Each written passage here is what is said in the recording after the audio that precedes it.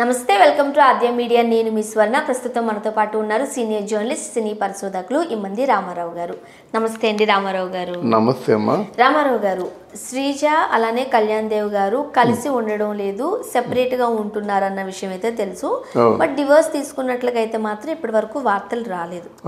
అయితే చాలా సందర్భాల్లో కళ్యాణ్ దేవ్ గారు కూతుళ్ళిద్దరిని, పెద్ద అమ్మాయిని చిన్న పాపను కూడా మిస్ అవుతున్నట్లుగా పోస్టులు చూస్తూనే ఉంటాం. అంటే తాజాగా కూడా మరొకసారి పోస్ట్ పెట్టారు, పాప వెయిట్ చేస్తున్నట్టు, హ్యాపీగా వెళ్తున్నట్టు. అంటే ఏంటి, తన కూతుర్ని తాను చూసుకోలేకపోతున్నానా, అది ఇండైరెక్ట్ గా చెప్తున్నారా? ఎట్లా అర్థం చేసుకోవాలి దాన్ని? ఇక్కడ ఒక విషయాన్ని మనం స్పష్టంగా చెప్పాలమ్మా.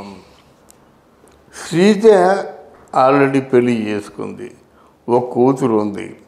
అటువంటి శ్రీజాని కళ్యాణ్ దేవ్ పెళ్లి చేసుకున్నప్పుడు ఏ కారణం చేత పెళ్లి చేసుకుంటున్నావు?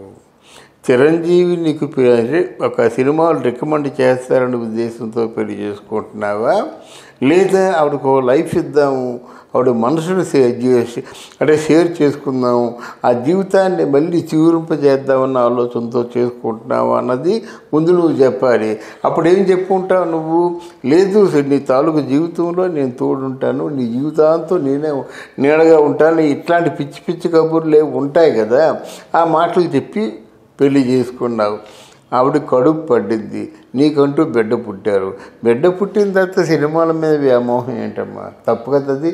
కళ్యాణ్ దేవ్ అది ఆయన ఆలోచన తప్పు కదా. సినిమాల గురించే పెళ్లి చేసుకుంటే మరి ముందే చెప్పాలన్నమాట. నిన్ను పెళ్లి చేసుకుంటానంటే నీ అందాన్ని చూసి కాదు, కేవలం నీ బ్యాక్గ్రౌండ్ని చూసి నీ వెనకమే నాన్నాడు. కానీ పెళ్లికి ముందే కళ్యాణ్ దేవ్ గారికి హీరో అవ్వాలనే ఆశ ఉంది, అది చెప్పారు అని కూడా మనం విన్నామండి. లేదమ్మా, అది చెప్పున్నట్టయితే చిరంజీవి ఒప్పుకోడు. అర్థమైందా? చెప్పున్నట్టు చిరంజీవి ఒప్పుకోడు. చిరంజీవి తనకేదో అకామిడేట్ చేసేవాడు, అది చెప్పి లేరని నా ఉద్దేశం. అయితే ఇక్కడ ఏంటంటే అలానే మరి ఒక 3 సినిమాలు చేశారు కదా. చేశారు, ఎవరో వచ్చేసారు అంతే. ఆయన తాలూకు ఫ్రెండ్స్ ఎవరో వచ్చేసారు. ఏ సినిమా అది రిలీజ్ అయిందో లేదో కూడా తెలియదు. ఇక్కడ పిటి ఏంటంటే కళ్యాణ్ దేవ్ శ్రీజాకి పుట్టినటువంటి కూతురు ఉంది చూసావా, అది చిరంజీవి గారికి విపరీతమైన ప్రేమ, ఎక్కడా లేని ప్రేమ అన్నమాట. ఎత్తుకొని ఆ చిరంజీవిని డ్యాన్స్ చేయమని చెప్పడం, చిరంజీవి పాట వేసుకోవడం, ఇవన్నీ ఆయనకి ఎంతో ప్రదంగా చూసుకునేటువంటి మనవరాలన్నమాట. ఆవిడ వదిలేసి ఇప్పుడు సినిమా అంటే ఎలాగవుతుందమ్మా? అది కాదు. తర్వాత శ్రీజ కూడా ఒక మహిళగా ఆవిడ కొన్ని బాధ్యతలు ఉన్నాయి. మనం పెళ్ళి చేసుకున్న తర్వాత, మన బిడ్డలు పుట్టిన తర్వాత మనం కేవలం పిల్లల కోసం బ్రతకాలి, పిల్లల్ని ప్రయోజకుల్ని చేసుకోవాలి. దానికి మీరు ఆలోచించాలి, నేను ఆలోచించాలి. మనం చెయ్యి కలుపుకుంటూ వాడిని పెంచాలి. కానీ మీకు కానీ నాకు కానీ వేరే వ్యాపకం ఉండకూడదు, వేరే ఆలోచన ఉండకూడదు అని చెప్పవలసిన బాధ్యత శ్రీజాకి ఉంది. అదే లేకపోతే నువ్వు కాదు ఇంకొకడు, మరి ఇంకొకడు కాకపోతే ఈ మాట అనవలసి వస్తుంది. బయట వాళ్ళు అంటారు అలాగా. అంటే ఉన్నవాడిని అయిపోయింది. ఒక జీవితంలో ఒక పెళ్లి చేసుకున్నావు, ఏదో అభిప్రాయ భేదాలు వచ్చాయి, చాలా తొందరపాటుతనం కనిపించింది. అందువల్ల తొందరపాటుతనం వల్ల తల్లిదండ్రులకి దూరంగా ఉండడం ఇష్టం లేక వచ్చేసావు. అక్కడ కాదనుకోండి, ఇక్కడ పెళ్లి చేసుకున్నావు.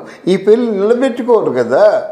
అది లేకుండా వేరే ఆలోచనతో ఉండడం మాత్రం అది మంచిది కాదు. శ్రీజ పాట అన్నమాట.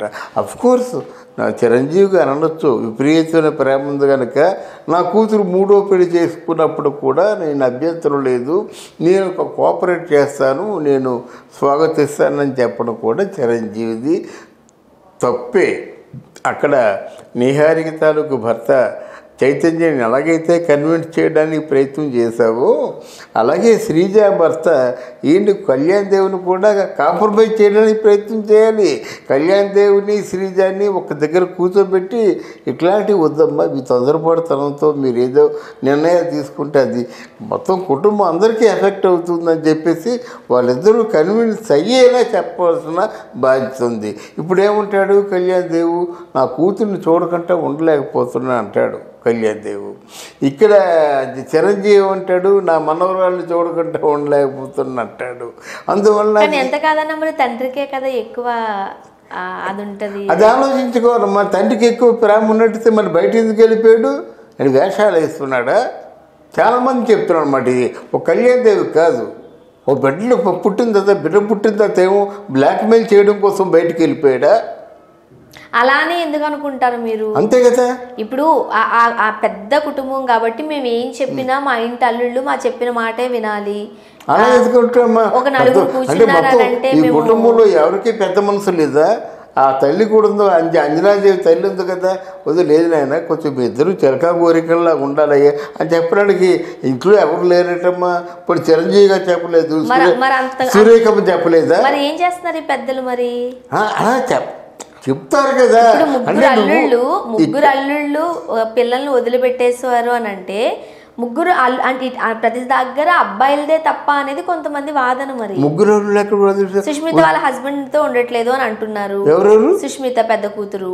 లేదు, వాళ్ళు మంచి ఫ్యామిలీ అండి, మంచి పొజిషన్ ఉంది. ఇట్లాంటి మాటలు ఎవరు పుట్టిస్తారు? అయ్యో బాబు, ఆ మద్రాసులో పెద్దవాళ్ళు, పెద్ద బిజినెస్ హోల్డర్స్ వాళ్ళు, వాళ్ళ తాలూకు ఈ వార్తలు అయితే వాస్తవం కాదైతే. సుష్మిత హస్బెండ్ తోనే ఉంటున్నారు. వాడు వీళ్ళకంటే మంచి పొజిషన్ ఉంది వాళ్ళకి మద్రాసులో. ఆయన పేరు ఎల్వి వెంకటరమణ, ఎల్వి రామయ్య, ఎవరు ఆ పేరు సరిగ్గా ఎగ్జాక్ట్గా తెలియదు. వాళ్ళు మంచి పొజిషన్ వాళ్ళది. వాళ్ళు ఎందుకు వదిలేస్తారు? అని నేను చెప్పేది ఏంటంటే, నీకు ఏదైనా కావాల్సినట్టయితే ఒక తండ్రిలాగా తల్లిలాగా సురేఖమ్మ చిరంజీవి ఉన్నప్పుడు, అంటే మిగతా వాళ్ళకు కూడా చెప్తున్నాను నేను, నాట్ ఓన్లీ ఫర్ కళ్యాణదేవ్. ఎవరైనా ఆడపిల్లల్ని పెళ్లి చేసుకొని బయటకు వచ్చేసి ఇంకేదో బ్లాక్మెయిల్ చేసేవారు అందరికి కూడా చెప్తున్నాను అనమాట. తప్పది. మీరు సమస్యలు ఉంటాయి, పరిష్కారం చేసుకోండి అక్కడ. మాకు ఈ సమస్య ఉంది, మీ అమ్మాయి శ్రీజ ఎలా నన్ను అటాక్ ఇస్తుంది, మా మాటకు గౌరవం ఇవ్వటం లేదు, ఇట్లా మనుషులు ఉన్నారు కదమ్మా, చేసుకోవచ్చు కదా. బయటికి వెళ్ళిపోవడం ఎందుకు? బయటికి వెళ్ళిపోయి నా కూతుర్ని చూద్దాం, ఇదంతా వేషాలా? నీ కూతురు చూడలేకంటే ఉండలేకపోతే ఇంట్లోనే ఉండు.